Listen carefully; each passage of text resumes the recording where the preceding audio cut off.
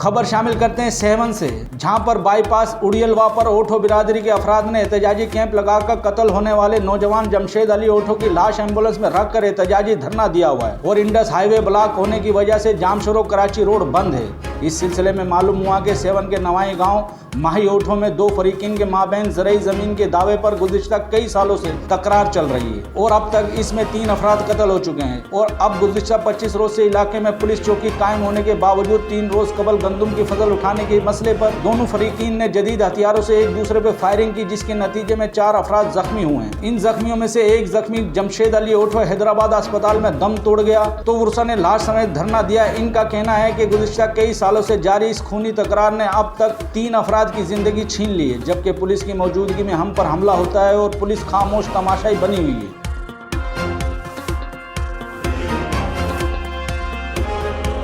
मज़ीद खबरों और अपडेट के लिए विजिट करें हमारा YouTube चैनल HRJDO न्यूज़।